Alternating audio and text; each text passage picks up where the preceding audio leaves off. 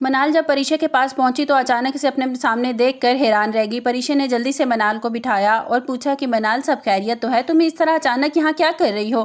منال نے گہرا سانس لیا اور پریشے کا ہاتھ تھام کر کہا کہ پریشے، میں تم سے فون پر بھی بات کر سکتی تھی لیکن سامنے بیٹھ کر بات کرنے کا اثر الگ ہوتا ہے۔ منال نے بہت سنجیدگی سے کہا کہ پریشے، میں تمہیں یہ بتانے کے لیے آئی ہوں کہ باری تم سے بہت محبت کرتے ہیں، وہ اپنی پوری زندگی تمہارے نام کرنا چاہتے ہیں۔ سنتے ہی پریشے جیسے سکتے میں آ گئی اور ایک جھٹکے سے اٹھ کر اپنی کرسی سے کھڑی ہو گئی۔ پریشے کے چہرے پر ہوائیاں اڑنے لگیں۔ اس نے لرزتی ہوئی آواز میں کہا کہ منال، یہ تم کیا بات کر رہی ہو؟ ایسا ہرگز نہیں ہو سکتا۔ باری صاحب میرے باس ہیں اور میں ان کے آفس میں ایک معمولی ملازمہ ہوں، میرا اور ان کا کوئی جوڑ نہیں ہے۔ پریشے نے گھبراہٹ میں کہا کہ لوگ پہلے ہی میرے بارے میں باتیں بنا رہے ہیں، اگر یہ بات باہر نکلی تو میں کہیں کسی کو منہ دکھانے کے لائق نہیں رہوں گی۔ منال نے سمجھانے کی کوشش کی، پریشے، باری بھائی تمہاری خاطر انایا سے منگنی توڑی اور کیا تمہیں ان کے احساسات کا ذرا بھی کبھی اندازہ نہیں ہوا؟ مگر پریشے کے ذہن اب اس وقت ماضی کی تلخیوں میں الجھ رہا تھا۔ اس نے انایا اور باری کے والد کی طرف سے جھیلنی پڑی تھی۔ پریشے نے منال سے التجا کی کہ وہ دوبارہ کوئی ایسی بات نہ کرے کیونکہ وہ اپنی خودداری اور خاندان کی عزت پر آنچ نہیں آنے دینا چاہتی تھی۔ پریشے نے کہا کہ منال، تم ابھی یہاں سے چلی جاؤ، میں باری کے بارے میں اور کچھ نہیں سننا چاہتی، یہ ناممکن بات ہے، اسے اپنے ذہن سے نکال دو۔ منال نے پریشے کا یہ روپ دیکھا تو حیران رہ گئی، لیکن اسے پتا تھا کہ پریشے کا ڈر اپنی جگہ بالکل درست ہے۔ دوسری طرف زہیب کے گھر میں بھی ایک عجیب ہی قیامت برپا تھی، کیونکہ زہیب کی ماں اور بہن کو زہیب نے رنگے ہاتھوں پکڑ لیا تھا۔ زہیب کی بہن رمشا اس وقت علیزے پر چلا رہی تھی کہ تمہارا تو شروع سے یہی پلان تھا، اس گھر میں آ کر میری ماں کو باہر نکال دو گی، اور تم نے اس معصوم شکل کے پیچھے کتنے گہرے منصوبے چھپا رکھے تھے۔ زہیب کو تو تم نے اپنے قابو میں کر لیا، لیکن تم ہمیں بے وقوف نہیں بنا سکتی اتنے آرام سے۔ زہیب کی ماں نے زہر اگلتے ہوئے کہا کہ یہ معصوم شکل ہمارے سامنے مت بناؤ، زہیب کو تم بے وقوف بنا سکتی ہو، لیکن ہم تمہاری چالیں اچھی طرح سمجھتی ہیں۔ علیزے ویل چیئر پر بیٹھی تھی اور آنسو بہا رہی تھی اور بار بار کہہ رہی تھی کہ میں نے ایسا کچھ نہیں سوچا، آپ کو یہ گھر کو میں اپنا ہی سمجھتی ہوں۔ علیزے نے روتے ہوئے کہا کہ اگر آپ لوگ چاہیں تو آپ زہیب سے پوچھ سکتے ہیں، میں نے آج تک زہیب سے آپ کے خلاف کبھی کوئی بات نہیں کی۔ عین اسی لمحے زہیب کمرے میں داخل ہوتا ہے اور اپنی ماں اور بہن کی تمام زہریلی باتیں اپنے کانوں سے سن لیتا ہے۔ زہیب غصے میں اس وقت دیکھنے والا تھا، وہ گرج کر بولا، بس کر دیں آپ لوگ، مجھے اس طرح کی آپ لوگوں سے بالکل امید نہیں تھی، آج تو میں نے اپنے کانوں سے سن لیا کہ تو آپ کیا کرتے ہوں گے میرے پیچھے سے اس کے ساتھ؟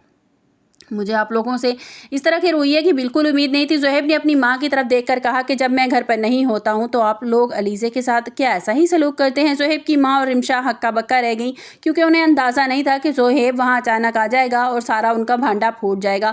زہیب نے علیزے کا ہاتھ تھاما اور اسے حوصلہ دیا کہ اب کبھی اکیلا تمہیں نہیں چھوڑوں گا میں، اور چاہے مجھے اس کے لیے اپنوں سے لڑنا ہی کیوں نہ پڑ جائے۔ زہیب نے صاف کہہ دیا تھا کہ اگر آج کے بعد اس کی ماں یا بہن علیزے کو کچھ کہا تو علیزے کو لے کر اس گھر سے ہمیشہ کے لیے چلا جائے گا۔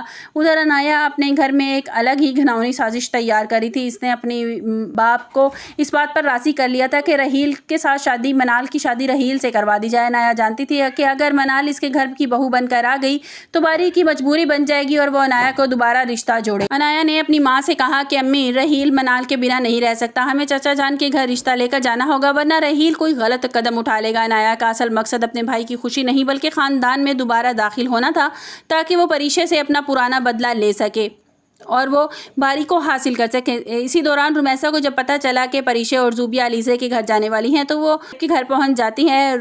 رمیسا نے زہیب کی ماں کو علیحدگی میں لے جا کر بہت زیادہ پٹیاں پڑھائی کہ ان لوگوں کو سر پہ مت چڑھائیں ورنہ یہ آپ کا گھر برباد کر دیں گی۔ رمیسا کا مقصد صرف یہ ہی تھا کہ کسی طرح بھی زبیدہ کی بیٹیوں کے گھر اجڑ جائیں اور وہ پھر سے دربدر ہو جائیں۔ پریشے آفس میں کام کر رہی تھی، لیکن اس کا دھیان بار بار منال کی باتوں کی طرف جا رہا تھا۔ اسے باری کے رویے پہ ایک الگ ہی اپنائیت نظر آنے لگی تھی۔ باری جب پریشے کے کیبن میں آیا تو دونوں کے درمیان ایک خاموشی چھا گئی جس سے ہزاروں باتیں چھپی تھیں۔ باری نے دھیمی آواز میں پوچھا، کیا منال نے تم سے کوئی بات کی ہے؟ کیا تم مجھ سے ناراض ہو؟ پریشے نے نظریں جھکا لی اور کہا کہ سر پلیز، میں اس بارے میں اور کوئی بات نہیں کرنا چاہتی، میں اپنی اوقات جانتی ہوں کہ میں کس خاندان سے تعلق رکھتی ہوں اور میں اپنے خاندان کا تماشا نہیں بنانا چاہتی۔ باری نے مسکرا کر کہا کہ پریشے، میں تمہیں اپنے دل میں جگہ دی ہے اور جہاں تم ہو مجھے اس سے کوئی فرق نہیں پڑتا اور ڈرنے کی کوئی ضرورت نہیں۔ آنے والی قسط میں آپ دیکھیں گے کہ شایان صاحب کو جب منال کا یہ قدم کا पता चलेगा तो वो आग बगोला हो जाएंगे।